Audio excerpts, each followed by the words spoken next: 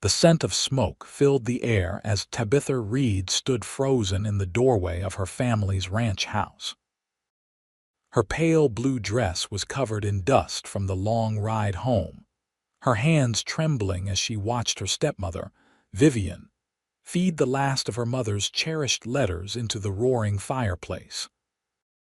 The year was 1875, and in that moment, Tabitha felt as though her mother was dying all over again, this time taking with her every tangible memory they had shared.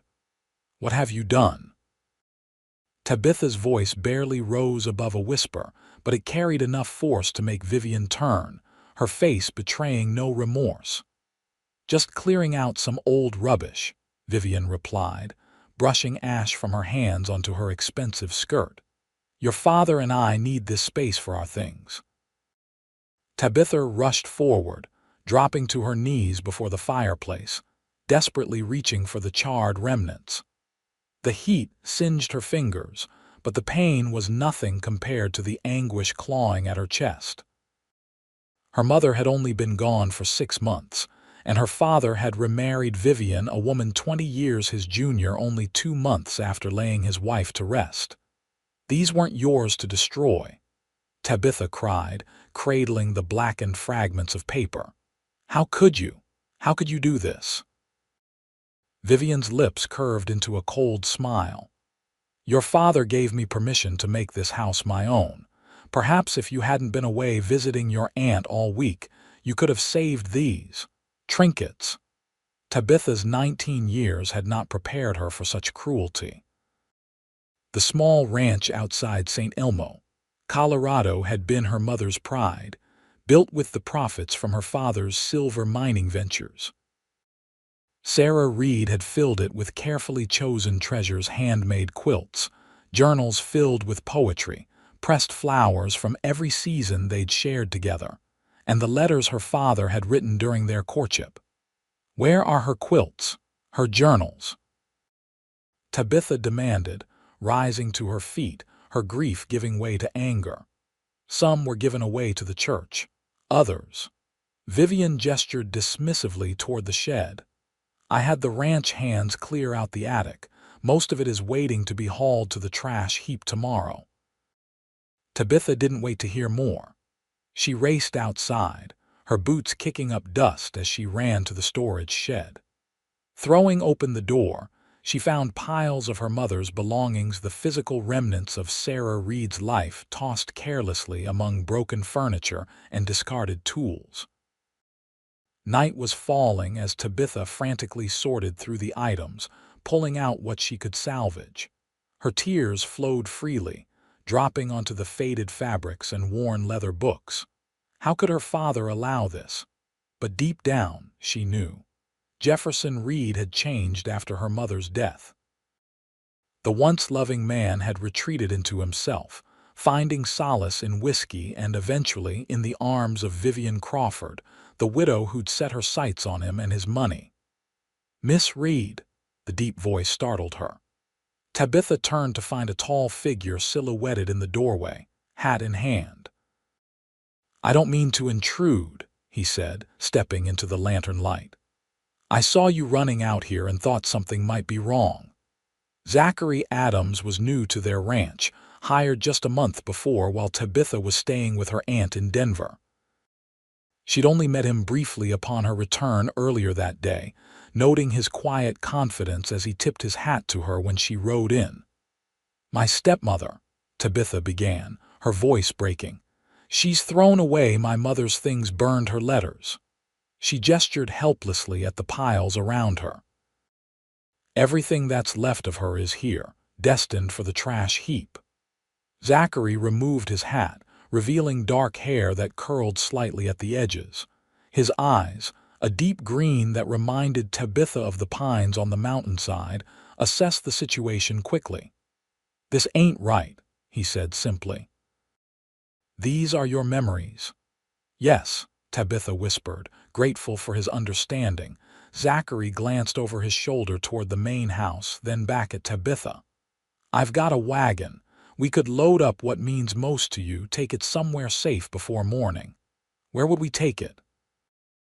Tabitha asked, hope flickering for the first time since discovering Vivian's destruction. I've got a small cabin about 2 miles east of here, Zachary replied. It's not much, but it's dry and secure. Your things would be safe there until you decide what to do with them. Tabitha studied him. Zachary Adams couldn't be much older than her own 25 years, but there was a steadiness to him that seemed rare in men so young.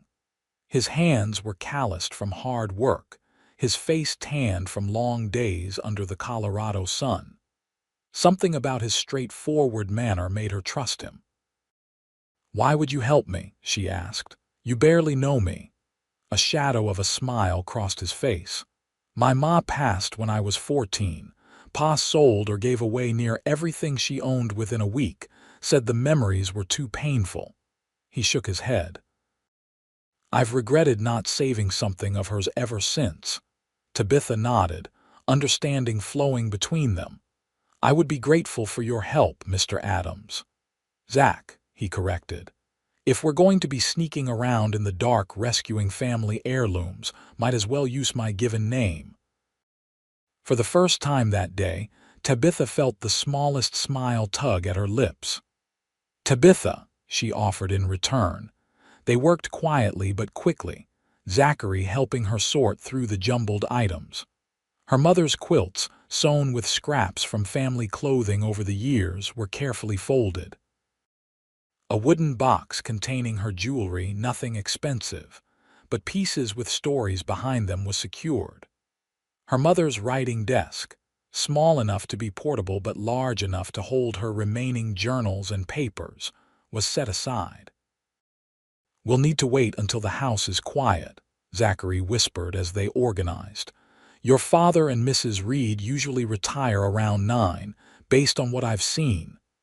Tabitha nodded, trying not to think about her father and Vivian together in her parents' old bedroom. "The ranch hands?" she asked. "Most are in town tonight. Saturday night entertainments," Zachary explained with a slight blush. "The foreman, Miller, is visiting his sister's family in Bear Creek. It'll just be old Sam keeping watch, and he's usually asleep by 8. True to Zachary's prediction, the ranch grew quiet as night fully descended. They waited an extra hour to be certain, then Zachary slipped away to bring his wagon around, careful to muffle the horses' hooves with cloth. The loading took nearly 2 hours, each item handled with care to prevent noise. Tabitha felt like a thief in her own home, but reminded herself that these were rightfully hers, the last connections to her mother. "I should come with you," she decided as they secured the last bundle. To help arrange everything properly, Zachary's brow furrowed. "They'll notice you're gone by morning." "I don't care," Tabitha said, lifting her chin. "These are my mother's things. I need to see them safely stored." After a moment's hesitation, Zachary nodded. "We'll need to be back before first light then." The night was clear, stars blazing in the Colorado sky as they slowly made their way along the trail. Zachary kept the pace deliberately unhurried, mindful of the precious cargo and the rough terrain. They spoke little, but the silence between them was comfortable, built on their shared purpose. Zachary's cabin appeared as they crested a small rise, a simple structure nestled among a stand of aspen trees. A small creek burbled nearby, reflecting the moonlight. "It's not much," Zachary said as he helped her down from the wagon. "Built it myself last winter when your father hired me on permanent. The bunkhouse was getting too crowded for my liking." Inside, the cabin was indeed modest but meticulously clean. A bed stood in one corner, a small table and 2 chairs in another. A cookstove provided heat, and shelves lined one wall, holding books more than Tabitha would have expected. "You're a reader," she observed, surprised. Zachary lit a lantern, casting a warm glow over the space. "My mother was a schoolteacher before she married my father. She taught me to value words." He moved some of his books to make space. "These shelves are yours to use." They worked methodically, arranging her mother's belongings with care. Zachary built a small fire in the stove to chase away the night chill, and Tabitha found herself telling him about her mother as they unpacked how Sarah had loved wildflowers and poetry, how she taught Tabitha to play the piano that still stood in the ranch house parlor. "She sounds like she was quite a woman," Zachary said, handling a delicate china figurine of a bird that had been her mother's favorite. "She was," Tabitha confirmed, a lump forming in her throat. "I just don't understand how my father could forget her so quickly, how he could let Vivian—" She couldn't finish. Zachary placed the figurine carefully on a shelf. "Grief does strange things to a person," he said quietly. "Some folks run from it, try to replace what they've lost rather than face the emptiness." His insight surprised her. "You sound like you speak from experience." He shrugged. "Seen it enough. My pa remarried within months. Different woman entirely from my mother, loud where she was gentle, demanding where she was patient." He paused. "It took me years to understand he wasn't trying to replace her. He was trying to find someone so different that he wouldn't be reminded of what he'd lost." Tabitha considered this, wondering if her father had done the same. Vivian was indeed nothing like her mother, calculating where Sarah had been sincere, cold where she had been warm. "That doesn't excuse what she did," Tabitha said firmly. "No," Zachary agreed. "It doesn't." They continued working until nearly everything was arranged. Only then did Tabitha allow herself to truly look around and realize the intimacy of their situation.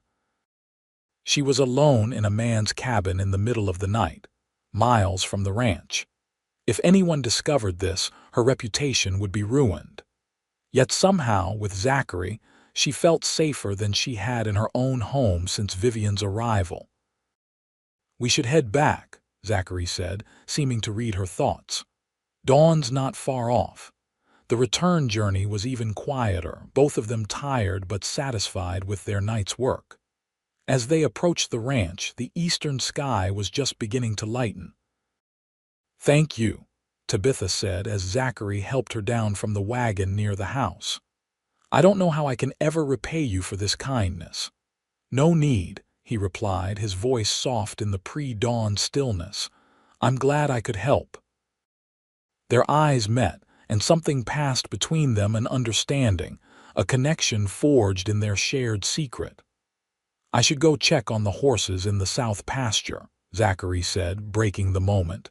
"If anyone asks, that's where I've been since before dawn." Tabitha nodded. "I'll say I couldn't sleep and went for an early walk." They parted ways, Tabitha slipping back into the house as quietly as she had left it. Her room was untouched, the bed still made from the previous morning. She quickly changed her dress, splashed water on her face, and prepared to face whatever consequences the new day might bring. But as she sat by her window, watching the sun rise over the mountains, she felt a sense of victory.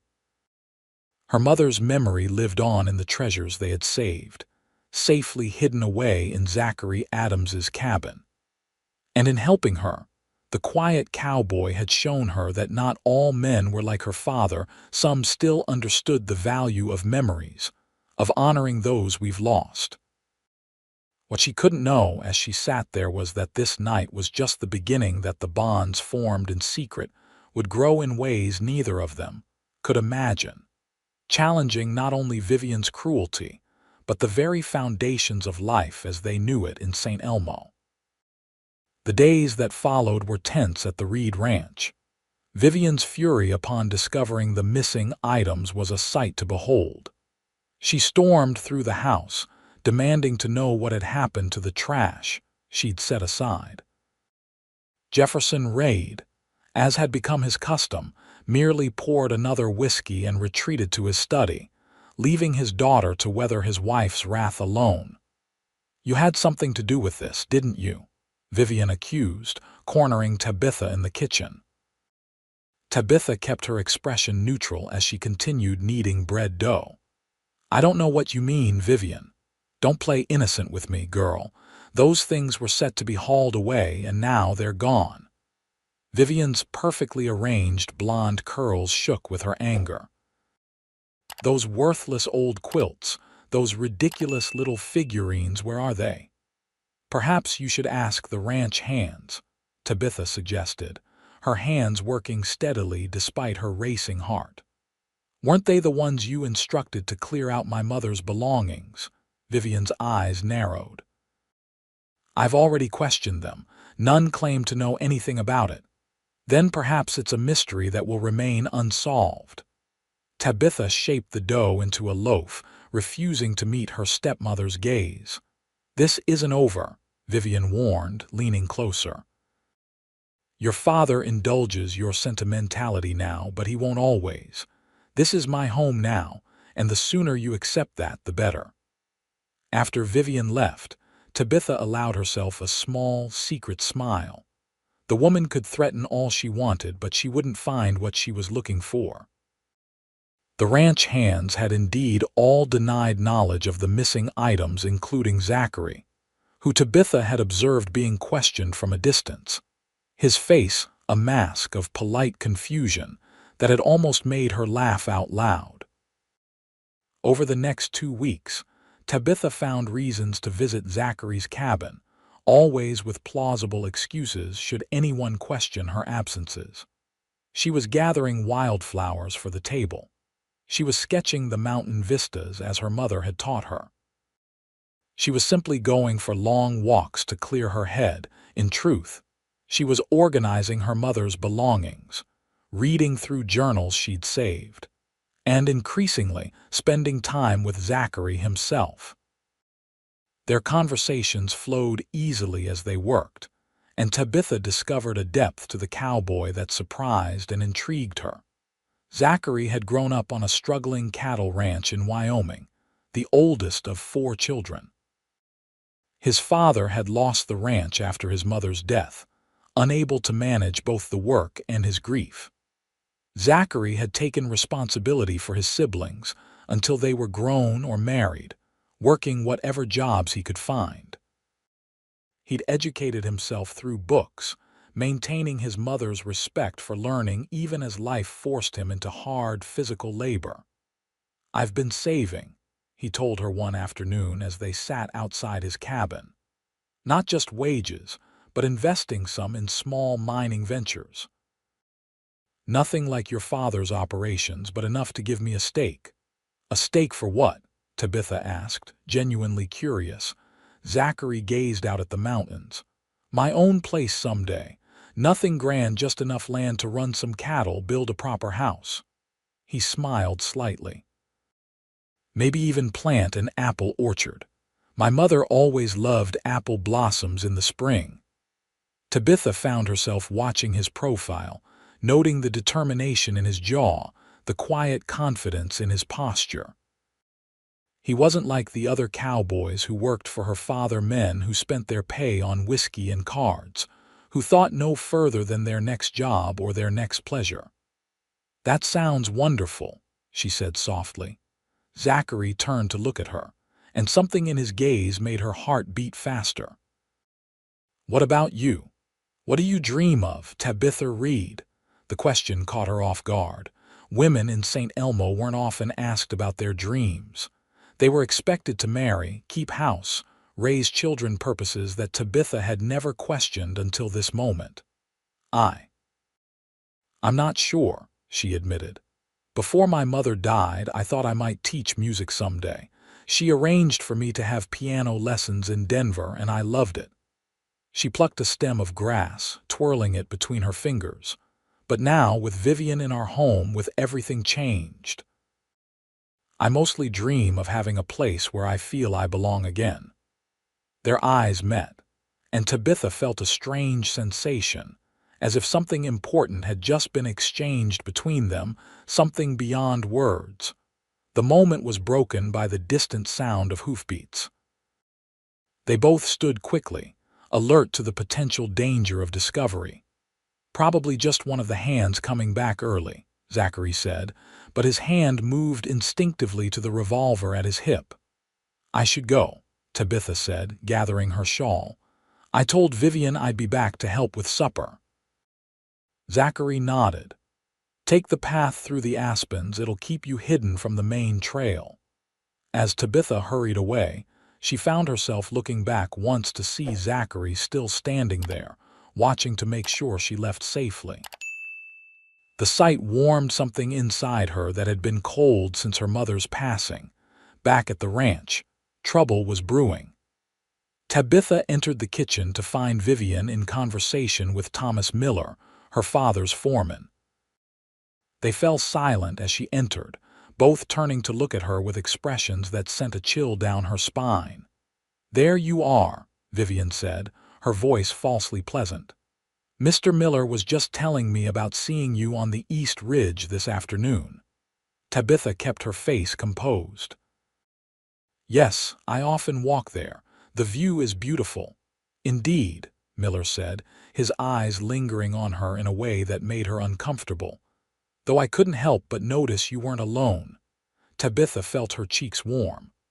"I happened to encounter Mr. Adams while he was checking fence lines.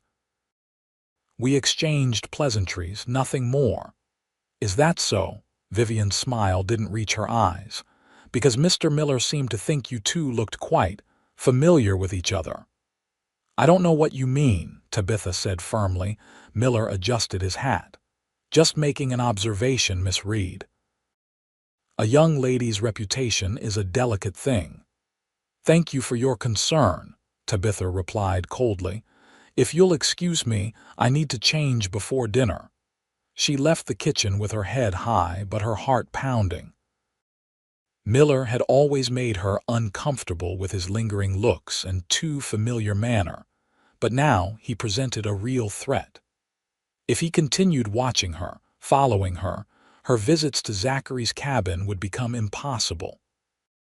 That evening at dinner, Tabitha noticed her father studying her with unusual attention. Typically, he barely acknowledged her presence, but tonight his bloodshot eyes followed her movements as she served the roast beef Vivian had prepared. "You've been going for a lot of walks lately," he observed, his words slightly slurred from the whiskey he'd been drinking since before the meal. "Fresh air is good for the constitution," Tabitha replied evenly. "And what about Adams? Is he good for your constitution too?" The question hung in the air. Vivian smirked, confirming Tabitha's suspicion that she'd spoken to her father about Miller's observations. "Mr. Adams is an employee, father. We've exchanged words perhaps 3 times since he was hired." Jefferson Reed grunted. "Keep it that way. Man's a drifter with big ideas above his station. Don't need my daughter getting notions." "Jefferson," Vivian interjected, her voice honey-sweet, "you know how young girls are, always romanticizing the help." She turned to Tabitha. "Though perhaps it's time we consider suitable matches for you. The Henderson boy has made his interest clear." Tabitha nearly choked on her food. Timothy Henderson was the banker's son, spoiled, arrogant, and notorious for his wandering hands at town dances. "I have no interest in Timothy Henderson," she said firmly. "You'll have interest in whoever I say," her father snapped, slamming his glass down. "I won't have you throwing yourself at a saddle tramp." "I've done no such thing," Tabitha protested. "Enough." Jefferson's face had grown red. "You'll stay on the property unless accompanied by Vivian or myself from now on. I won't have people talking about a Reed woman sneaking off to meet a cowhand." Tabitha looked to her father in disbelief. "You can't be serious." "He's entirely serious," Vivian said, triumph in her eyes. "It's for your own good, dear. A young lady needs protection from her impulses." Tabitha sat in stunned silence for the remainder of the meal. Her father had never restricted her movements before. Even after her mother died, he'd been too lost in his grief and his bottle to concern himself with her comings and goings. This was Vivian's doing another way to control her, to erase her mother's influence. That night, Tabitha lay awake, her mind racing. How would she warn Zachary? How would she check on her mother's things? The cabin had become a sanctuary, a place where Sarah Reed's memory lived on untainted by Vivian's presence. The thought of being cut off from him was unbearable. Just before dawn, Tabitha made a decision. Dressing quickly, she slipped out of the house while the sky was still dark. If she could reach Zachary's cabin and return before breakfast, perhaps she could explain the situation, make some plan for the future. The morning air was crisp as she hurried along the familiar path. Birds were just beginning their morning songs and dew clung to the grasses at her feet. As Zachary's cabin came into view, she felt a surge of relief and then alarm. A horse was tethered outside that she didn't recognize. Slowing her pace, Tabitha approached cautiously. The cabin door was ajar and voices drifted out Zachary's and another man's. "You're a fool, Adams," the second voice said. Miller's voice, she realized with a jolt. "I could tell the boss right now what you're up to." "I don't know what you're talking about," Zachary replied, his tone measured but tense. "Don't play dumb. I followed Miss Reed here yesterday, saw you two looking mighty cozy, and what's all this?" Miller's voice grew louder as if he was moving around the cabin. "Women's things. Looks like you've been setting up house together." "Those belong to Miss Reed's mother," Zachary said. "I'm keeping them safe for her." Miller laughed, a harsh sound. "Is that what they're calling it these days, keeping things safe?" "You need to leave, Miller," Zachary said, his voice hardening. "What Miss Reed does is none of your concern. It is when I can use it to my advantage." Miller's voice dropped, but Tabitha, now pressed against the outside wall of the cabin, could still hear him. "I've been wanting to get out from under Reed's thumb for years. Figure his precious daughter's reputation is worth something." "You're talking about blackmail," Zachary said flatly. "I prefer to think of it as compensation for my silence. Miss Reed is a pretty little thing, but I'd rather have cash than kisses." Tabitha's hand flew to her mouth to stifle her gasp. Miller was threatening to ruin her unless she, or more likely her father, paid him. "Get out." Zachary's voice was dangerously quiet. "Now, or what? You'll shoot me." "That would look real good, wouldn't it? The drifter killing the foreman over the boss's daughter." There was a scuffling sound, then a crash. Tabitha peered through the crack in the door to see the two men grappling, knocking over a chair. Miller was heavier, but Zachary was quicker, dodging a wild punch and landing one of his own that sent Miller staggering back. "You'll regret that," Miller snarled, wiping blood from his lip. "Not as much as you'll regret it if you say one word about Miss Reed," Zachary warned. "Now get on your horse and ride out." Miller straightened his vest, glaring. "This isn't over, Adams, not by a long shot." He stormed toward the door, and Tabitha barely had time to duck around the corner of the cabin before he emerged. She held her breath as he untied his horse, muttering curses, and mounted. Only when the sound of hoofbeats had faded did she dare move. "Tabitha!" Zachary appeared in the doorway, his expression shifting from wariness to concern when he saw her. "How long have you been here?" "Long enough," she said, stepping forward. "I heard what Miller said." Zachary ran a hand through his hair, which was disheveled from the fight. "You shouldn't have come. It's dangerous now." "I had to warn you," Tabitha explained quickly. "My father has forbidden me from leaving the ranch alone. Vivian and Miller have poisoned his mind with suspicions about us." Zachary's jaw tightened. "Miller's been watching you, watching us. I should have been more careful." "We both should have," Tabitha admitted. "But what are we going to do about his threats?" "I don't know yet," Zachary said, glancing back at the disarray in his cabin. "But I do know you need to get back before you're missed. I'll figure something out, I promise." Tabitha hesitated, reluctant to leave with so much unresolved. "My mother's things will stay safe here," Zachary assured her. "Miller has no reason to return, and even if he did, I won't let him touch them." The intensity in his eyes told her he meant more than just protecting her mother's belongings. Impulsively, she reached out and touched his arm. "Thank you," she said softly, "for everything." His hand covered hers briefly, warm and strong. "Go on now. I'll find a way to get word to you." The ride back to the ranch was fraught with anxiety. Every rustle in the brush made Tabitha fear Miller was watching, waiting to expose her. She made it back just as the household was stirring, slipping in through the kitchen door where Rosa, their cook, was already starting breakfast. "Madrugadora," Rosa commented with a raised eyebrow. "Early riser today. Couldn't sleep," Tabitha explained, helping herself to a cup of coffee. "Thought I'd watch the sunrise." Rosa, who had been with the family since before Tabitha was born, gave her a knowing look but said nothing more. She had made her disapproval of Vivian clear in subtle ways, though she was careful not to openly antagonize the new mistress of the house. The day passed in excruciating slowness.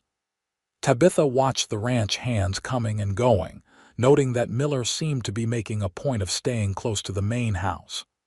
Zachary was nowhere to be seen, presumably assigned to distant pastures Miller's doing, she guessed. That evening, as Tabitha helped Rosa clean up after dinner, the cook slipped her a folded piece of paper. "From El Vaquero," Rosa whispered, "the quiet one with the green eyes." Tabitha's heart leaped. She waited until she was alone in her room before unfolding the note. Zachary's handwriting was surprisingly neat, the letters well-formed.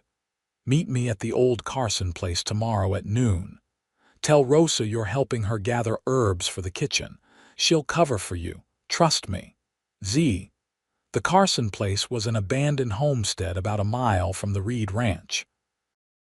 The family had moved on years ago after failing to make the land productive, leaving behind a small cabin that was now used occasionally by hunters or travelers. Tabitha burned the note in the candle flame, watching the paper curl and blacken. Whatever Zachary had planned, it was risky for both of them. Miller's threats hung over them like storm clouds, and her father's new restrictions made any meeting dangerous. Yet she knew without doubt that she would go. Not just for her mother's treasures, but for the man who had risked so much to help her preserve them. The next morning, Tabitha approached Rosa with Zachary's suggested story. The older woman nodded without question, her dark eyes warm with understanding. "See, Nina, we need sage and rosemary. Perhaps some wild mint if we find it. We will be gone an hour, maybe 2. Vivian barely glanced up from her needlepoint when Tabitha mentioned the herb-gathering expedition. "Take a shawl. The wind has picked up."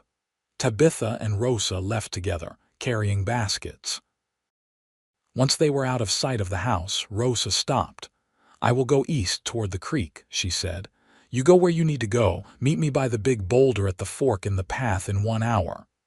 "Rosa," Tabitha began, "I don't know how to thank you." The older woman shook her head. "No need. Your mother was kind to me when others were not, and that young man, he has honor in his eyes." She made a shooing motion with her hands.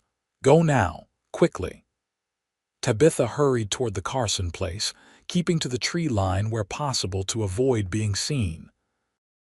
The abandoned cabin came into view, smoke rising from its chimney. Zachary was already there. He opened the door before she could knock, ushering her inside quickly. The cabin was dusty but had been recently swept, a small fire burning in the hearth. "Thank you for coming," he said, his relief evident. "I wasn't sure if you'd get my message." "Rosa made sure of it," Tabitha replied. "What's happened? Have you spoken to Miller again?" Zachary's expression darkened. "He came to me this morning with his price.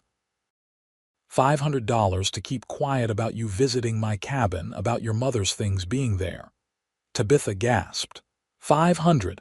That's a fortune. He knows I've been saving.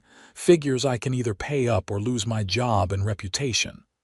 Zachary paced the small room. "But that's not the worst of it.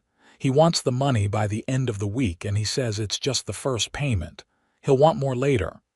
We can't let him do this, Tabitha said firmly. We need to tell my father the truth. Zachary stopped pacing. Would he believe us over his foreman? From what you've told me, he's more inclined to think the worst right now. Tabitha knew he was right. Her father's relationship with Miller went back years, and in his current state, influenced by whiskey and Vivian, he was unlikely to take her side. Then what can we do? She asked. Zachary sat down beside her at the rough-hewn table. I've been thinking about that. Miller keeps records of all the ranch business in a ledger he carries with him. I've seen him making entries, tallying figures that don't always match what your father announces for profits. You think he's been stealing? Tabitha asked, surprised but not entirely shocked. Her father's drinking had made him less attentive to business matters lately. I think it's worth looking into, Zachary said. If we could get that ledger, we might have leverage of our own. The plan was dangerous but straightforward.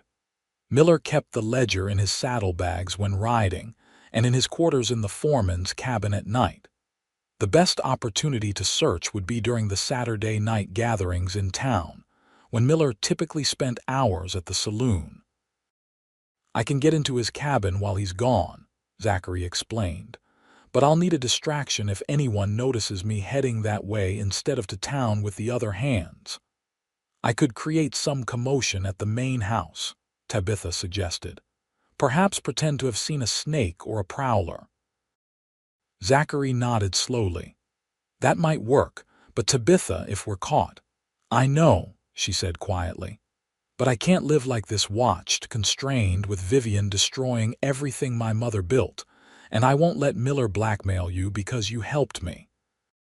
Their eyes met across the table, and suddenly the small space seemed charged with something Tabitha hadn't fully acknowledged until now. Zachary reached out, his fingers just brushing hers.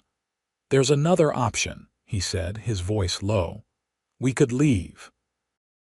Take your mother's things and go somewhere new. I have enough saved for a fresh start. The offer stunned her. Leave, you mean? Together? I know it's sudden, Zachary said quickly. And I know a cowboy with nothing but a small cabin and some savings isn't what someone like you would typically consider. But I care for you, Tabitha, more than I should, given our stations. Tabitha felt her cheeks flush. I care for you too, she admitted, but running away. That would confirm everything they're saying about us. My reputation would be ruined. Is that so important to you? He asked, not accusingly but with genuine curiosity. The question made her pause. Was it? Or was it simply what she'd been taught to value? I don't know, she answered honestly. But I do know I don't want to leave like a thief in the night. This was my mother's home, my home.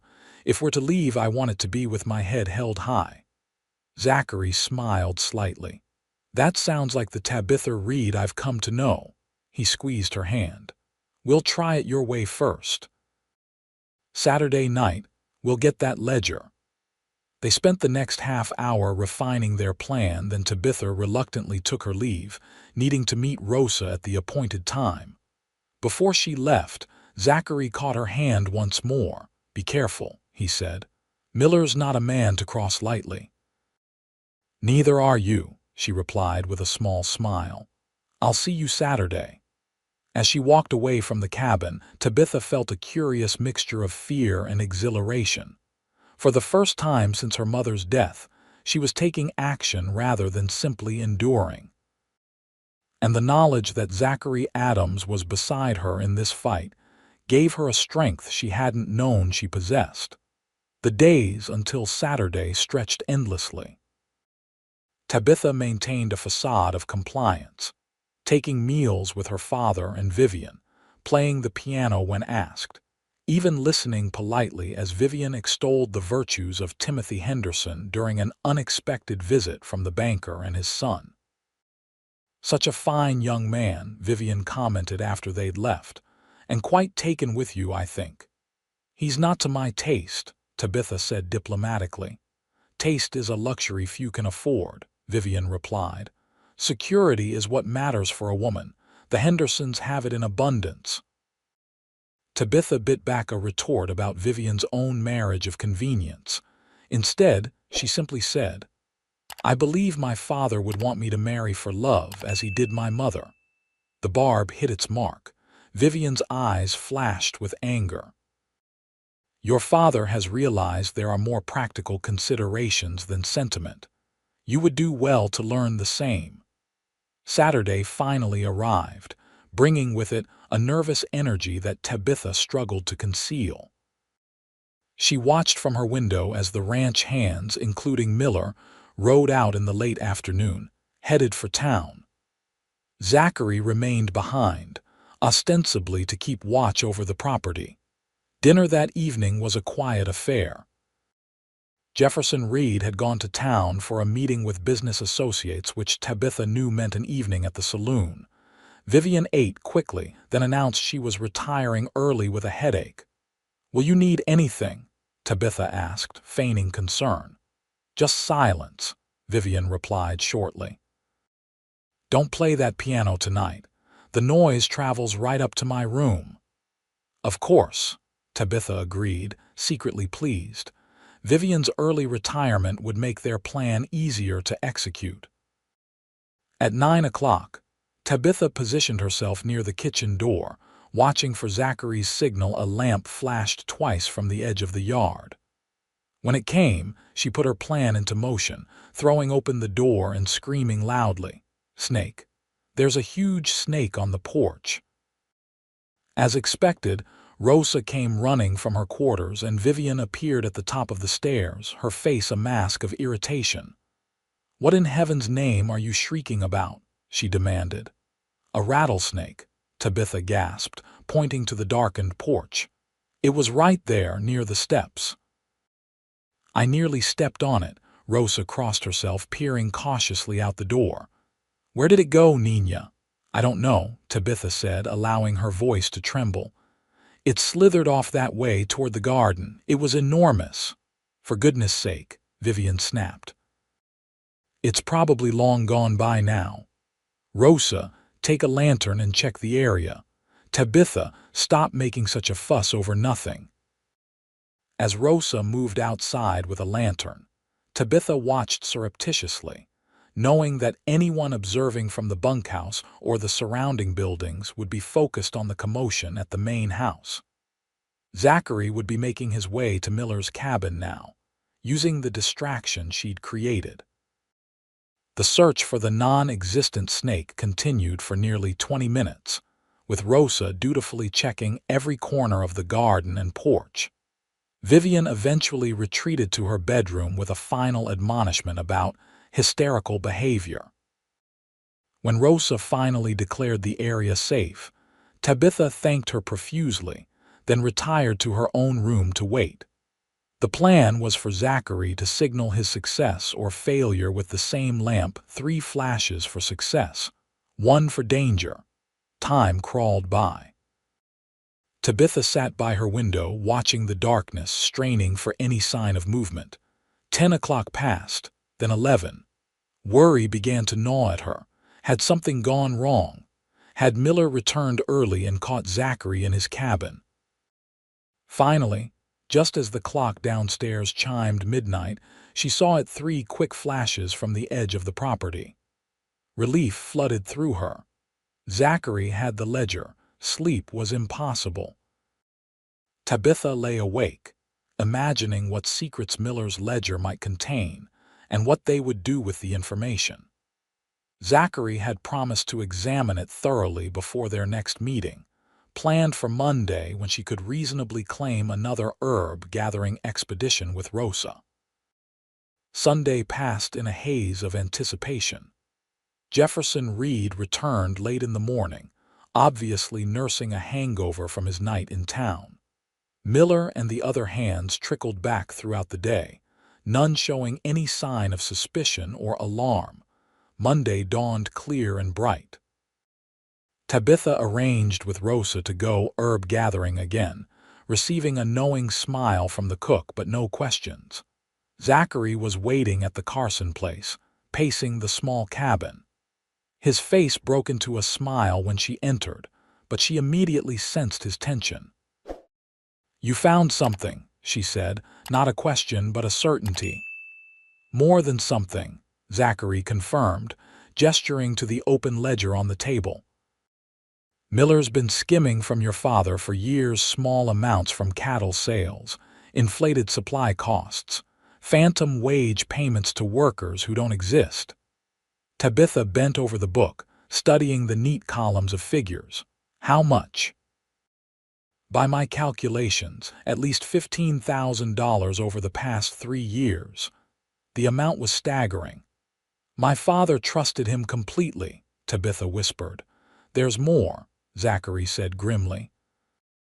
"The last few pages show larger discrepancies, and there are notes about shipments of silver ore that never made it to the smelter." "Silver? From my father's mines," Zachary nodded. "Miller's been diverting ore shipments, selling them elsewhere and recording lower yields to your father. But he needed help to do it." "Vivian," Tabitha guessed, the pieces falling into place. "She's been signing my father's business documents since they married. She would have access to the shipping records." "They're working together," Zachary confirmed. "There are initials next to some of the entries VR. I'm guessing that stands for Vivian Reed." Tabitha sank into a chair, trying to absorb the implications. "They've been stealing from him together. That's why she married him access to his business, his money." "It looks that way," Zachary agreed. "The question is, what do we do with this information?" "Take it to my father, of course," Tabitha said firmly. "He needs to know what kind of woman he married, what kind of man he trusted." Zachary looked troubled. "Miller's dangerous, Tabitha. If he realizes we have this evidence, he might do something desperate." "We can't let fear stop us from doing what's right," she insisted. "My father deserves to know the truth, no matter how painful." "Then we should go together," Zachary said. "Today, while we have the ledger." The decision made, they carefully wrapped the ledger in oilcloth to protect it on the journey. As they were preparing to leave, the cabin door suddenly burst open. Thomas Miller stood in the doorway, a revolver pointed directly at them. "Well, isn't this cozy?" he drawled, his eyes darting between them. "The boss's daughter and the upstart cowboy meeting in secret again." "Miller," Zachary said evenly, moving slightly to position himself between the gun and Tabitha. "This doesn't have to get ugly." Miller's gaze fell on the wrapped ledger on the table. "My property, I believe." His face hardened. "I knew something was off when I checked my cabin yesterday. Things weren't quite where I left them. Then I saw Miss Reed sneaking off this morning and I figured I'd follow. Glad I did." "It's over, Miller," Tabitha said, finding her voice despite her fear. "We know what you've been doing, stealing from my father, working with Vivian." "Accusations without proof are just hot air, Miss Reed," Miller said, stepping further into the cabin. "Now hand over my book, and maybe I'll let you both walk out of here." "We've seen the figures," Zachary said. "Copying some of them, too. Even if you take the ledger, we can still prove what you've done." It was a bluff, but Miller's momentary hesitation suggested it had hit its mark. Then his expression hardened again. "Then I guess there's only one way to ensure your silence." He raised the gun higher, aiming directly at Zachary's chest. What happened next seemed to unfold in slow motion for Tabitha. Zachary lunged forward as Miller's finger tightened on the trigger. The gun discharged with a deafening roar in the small cabin. Zachary collided with Miller, sending them both crashing into the wall. There was a struggle, another shot, and then silence. Tabitha stood frozen, her ears ringing from the gunfire. Zachary and Miller were tangled together on the floor, neither moving. Then Zachary pushed himself up, blood staining his shirt sleeve. "Are you hit?" she gasped, rushing to his side. "Just grazed," he winced, looking down at Miller. "He wasn't so lucky." Miller lay still, blood spreading across his chest. His eyes stared upward, unseeing. Is he? Tabitha couldn't finish the question. Yes, Zachary confirmed grimly. His gun went off during the struggle. The reality of the situation crashed over Tabitha. A man was dead. Zachary had been shot, and they were alone with evidence of theft and fraud that implicated her stepmother. "We need to get back to the ranch," she said, her practical nature asserting itself through the shock. "We need to tell my father everything about Miller, about Vivian, about my mother's things." "The sheriff will need to be told about this too," Zachary said, grimacing as he bound his injured arm with a bandana. "Self-defense or not, a man's dead." They gathered the ledger and left the cabin, closing the door on the grim scene within. The ride back to the ranch was tense and silent, both of them wrestling with the enormity of what had just happened and what was yet to come. As they approached the ranch, they could see unusual activity. Several horses were tied at the hitching post, including the sheriff's distinctive gray gelding. "Something's happened," Tabitha said, her anxiety mounting. They dismounted in the yard and Rosa hurried out to meet them, her face drawn with concern. "Nina, where have you been? The sheriff is here and your father." She trailed off, noticing Zachary's bloodied sleeve. "Dios mío, what has happened?" "Miller's dead," Zachary said quietly. "There was a struggle. His gun went off." Rosa crossed herself. "Then it is as I feared. Come quickly, both of you." They followed her into the house to find Sheriff Donovan standing in the parlor with two deputies. Jefferson Reed sat slumped in an armchair, his face ashen. Vivian was nowhere to be seen. "Tabitha," her father said, looking up as she entered. His eyes were clearer than she had seen them in months. "Thank God you're safe." "Father, what's happening?" Tabitha asked, looking between him and the sheriff. Sheriff Donovan stepped forward, his weathered face grave. "Miss Reed, I'm afraid we've had some trouble. Your stepmother has been arrested for conspiracy and theft." "Arrested?" Tabitha echoed, though the news was less surprising after what they'd discovered. "A telegram came from Denver this morning," the sheriff explained. "She's been wanted there for some time, worked similar schemes with other men before your father. When we came to question her, we found her packing to leave. She had quite a sum of money and some of your family's valuables with her." Jefferson Reed looked broken. "She's been stealing from me from the beginning, using my grief, my weakness, to rob me blind." He looked at his daughter with eyes full of regret. "I'm sorry, Tabitha, I've been a fool." "It wasn't just her," Tabitha said softly, stepping forward with the ledger. "Miller was working with her. That's why he's dead. He caught us with this evidence and tried to kill us."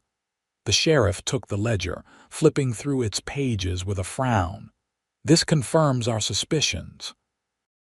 We've been tracking discrepancies in ore shipments for months, but couldn't pinpoint the source." As the adults discussed the implications of Miller's death and the evidence against Vivian, Tabitha moved to Zachary's side. "You need a doctor for that arm," she said quietly. "It can wait," he replied, but the pallor of his face suggested otherwise. "Sheriff," Tabitha called, interrupting the conversation. "Mr. Adams needs medical attention. He was injured protecting me when Miller attacked." Sheriff Donovan nodded briskly. "Doc Sullivan is still at the jail with Mrs. Reed. I'll send one of my men to fetch him." He eyed Zachary with newfound respect. "Seems you acted heroically, young man." "Just did what needed doing," Zachary said simply. Jefferson Reed stood shakily, crossing to where Zachary stood. "You protected my daughter when I failed to," he said, his voice rough with emotion. "I owe you a debt I can never repay." "Sir," Zachary began, "there's something else you should know." Over the next hour, as Doc Sullivan tended to Zachary's wound, the full story emerged: Vivian's destruction of Sarah Reed's belongings, Tabitha and Zachary's rescue of what could be saved, Miller's blackmail attempts, and finally the confrontation that had ended in his death. Jefferson Reed listened in silence, his face reflecting a range of emotions: shock, anger, grief, and finally a deep, abiding shame. "I dishonored your mother's memory," he said to Tabitha when the tale was done. "Allowed that woman to destroy what should have been preserved. Can you forgive me?" "There's nothing to forgive," Tabitha said, taking her father's hand. "Grief makes us do strange things, as someone wise once told me." She glanced at Zachary, who sat quietly in the corner, his arm now properly bandaged. "Where are your mother's things now?" Jefferson asked. "At my cabin, sir," Zachary answered. "Safe and sound." Jefferson nodded slowly. "I'd like to see them, to remember what I nearly lost." He turned to Tabitha. "And then I think it's time I stopped hiding in a whiskey bottle and started being a father again." The days that followed were a whirlwind of activity. Vivian Reed was sent to Denver to face charges for her previous crimes, with additional charges pending for her activities in St. Elmo. The sheriff's investigation into Miller's death quickly ruled it self-defense, with Zachary Adams hailed as a hero for protecting Tabitha. Jefferson Reed, true to his word, stopped drinking and began rebuilding his relationship with his daughter. Together, they brought Sarah's belongings back to the ranch, setting up a special room where her quilts, books, and treasures could be properly displayed and honored. "Your mother would be proud of you," Jefferson told Tabitha as they arranged the last of Sarah's journals on a shelf. "You fought for her memory when I was too weak to do so." "I had help," Tabitha replied, her thoughts turning to Zachary. In the aftermath of the drama, Zachary had kept a respectful distance, returning to his duties on the ranch. But Tabitha had seen him watching her from afar, his green eyes thoughtful, his expression unreadable. One evening, about 2 weeks after Miller's death, Tabitha found her father sitting in his study, examining a stack of papers. "What are you looking at?" she asked, settling into the chair opposite him. "Deed to a piece of land east of here," Jefferson replied.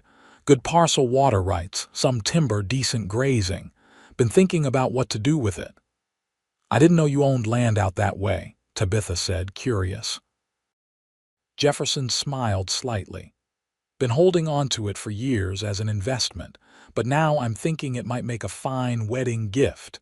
Tabitha's brow furrowed. "Wedding gift for whom?" "For you," her father said simply, "if you'll have him." "Have who?" Tabitha asked, though her heart had already begun to race.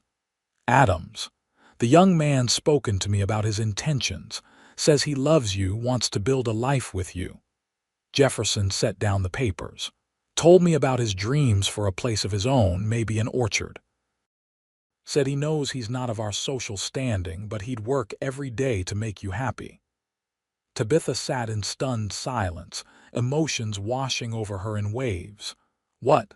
What did you tell him?" she finally managed. "Told him that any man who would risk his life to protect my daughter and preserve her mother's memory was exactly the kind of man I'd want for her," Jefferson replied. "And that social standing means a damn sight less to me now than it once did." He paused. "But I also told him the choice was yours, as it should be." "Where is he now?" Tabitha asked, rising from her chair. Jefferson smiled. "Said something about checking fences near the East Creek. Might have suggested he take his time out there, enjoy the sunset." Tabitha didn't need more encouragement. She quickly kissed her father's cheek and hurried from the room, pausing only to grab her shawl before heading to the stables. The sun was indeed setting as she rode toward the East Creek, painting the Colorado sky in brilliant hues of orange and pink. She spotted Zachary's horse first, then the man himself, standing on a rise overlooking the water. He turned at the sound of her approach, his face lighting up when he recognized her. "Tabitha," he said as she dismounted.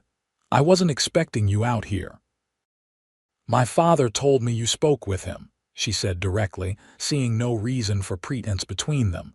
Zachary nodded, looking slightly abashed. I did. Probably should have talked to you first, but you wanted to do things properly, she finished for him, stepping closer. That's who you are.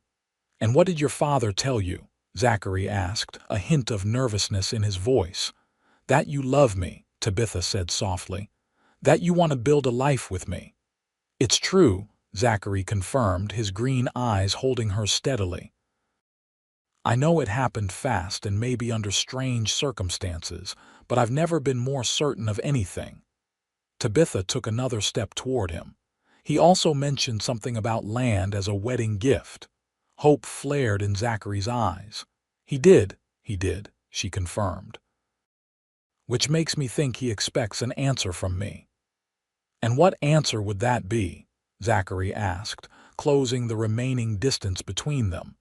In response, Tabitha stood on tiptoe and pressed her lips to his. The kiss was gentle at first, then deepened as Zachary's arms encircled her waist, drawing her closer. When they finally parted, both were breathless. Is that a yes? Zachary asked, a smile playing at his lips. That's a yes, Tabitha confirmed. I love you, Zachary Adams. You helped me save my mother's memory, and in doing so, you saved something in me too. Zachary touched her cheek gently. You saved yourself, Tabitha read. I just had the privilege of watching. They were married that autumn, as the aspen trees turned gold and the mountains took on their first dusting of snow. The ceremony was held at the ranch, with Jefferson Reed proudly walking his daughter down the aisle. Rosa wept openly, declaring it was just as Sarah would have wanted.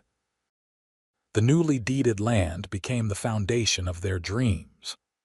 Zachary built a house with his own hands, a comfortable home with wide windows to capture the mountain views and plenty of shelves for books and treasures. True to his word, he planted an apple orchard that first spring, the young trees standing like promises of the future they would build together. Sarah Reed's belongings found pride of place in their new home. Her quilts adorned their bed and the backs of chairs. Her figurines and keepsakes were displayed in a special cabinet Zachary crafted. And her journals became bedtime reading as Tabitha shared her mother's thoughts and dreams with her husband. Jefferson Reed visited often, his health and spirit improving as he devoted himself to his business and to rebuilding his relationship with his daughter. He became a different man than the one who had retreated into grief and whiskey, stronger, more present, more like the father Tabitha remembered from before her mother's death. St. Elmo prospered as the silver mines continued to produce, and the Reed family's holdings expanded. Zachary proved to have a good head for business as well as ranching, and Jefferson increasingly relied on his son-in-law's judgment and advice. 2 years after their wedding, on a warm spring day with apple blossoms scenting the air, Tabitha gave birth to a son they named Samuel, after Zachary's father. As she cradled the infant, Zachary beside her on the bed, she felt a sense of completion, as if a circle had been drawn around the pain of the past, containing it and transforming it into something beautiful. I wish my mother could have seen him, Tabitha said softly, stroking the baby's downy head. She sees, Zachary assured her, his arm around her shoulders. And I think she'd be mighty proud of the woman her daughter became. Tabitha leaned into his embrace, surrounded by the home they had built, the family they had created, and the treasures they had saved. From the depths of loss had come a love and a life more fulfilling than she could have imagined in those dark days after her mother's death. And on a shelf nearby, carefully preserved and lovingly restored, sat a small china bird, her mother's favorite figurine, once destined for the trash heap, now watching over the next generation of the family Sarah Reed had loved so well. As the years passed, The Adams family flourished on their land east of St. Elmo. The apple orchard matured, producing sweet fruit that became known throughout the county. Zachary added cattle to their holdings, and Tabitha started a small but successful business selling preserves and baked goods made from their harvest. Samuel grew into a sturdy boy with his father's green eyes and his mother's determined spirit. When he was 4, he was joined by a sister they named Sarah, in honor of the grandmother she would never meet but whose presence was felt throughout their home. Jefferson Reed remained a constant in their lives, doting on his grandchildren and taking an active role in the family businesses. He never remarried, claiming that one great love and one terrible mistake were enough for one lifetime. Instead, he devoted himself to the community, funding the building of a proper school in St. Elmo and establishing a small library that bore Sarah Reed's name. On warm summer evenings, the extended family often gathered on the wide porch of the Adams home. While the children played in the yard and the adults sipped lemonade or coffee, Tabitha sometimes took out one of her mother's journals and read aloud, sharing stories of a woman who had loved wildflowers and poetry, who had seen beauty in small things, who had built a legacy of love that survived even when her physical possessions were threatened. "Mama," 8-year-old Samuel asked one such evening, "how come you keep Grandma Sarah's things so careful?" Tabitha exchanged a glance with Zachary before answering. "Because objects can hold memories, darling. When I look at her quilt or hold her favorite book, I can almost feel her with me again." "Like magic?" 5-year-old Sarah asked, her eyes wide. "Something like that," Zachary answered with a smile. "But the real magic is that your mama fought to save these things when someone tried to throw them away. And your papa helped," Tabitha added. "That's how we fell in love." The children, having heard versions of this story many times before, nodded solemnly. "And that's why we always take care of special things," Samuel declared with the certainty of a child repeating an important lesson. "That's right," Jefferson agreed from his rocking chair. "And special people too." As twilight deepened into night and the children were tucked into bed with kisses and stories, Tabitha found Zachary standing alone in the orchard, looking up at the star-filled sky.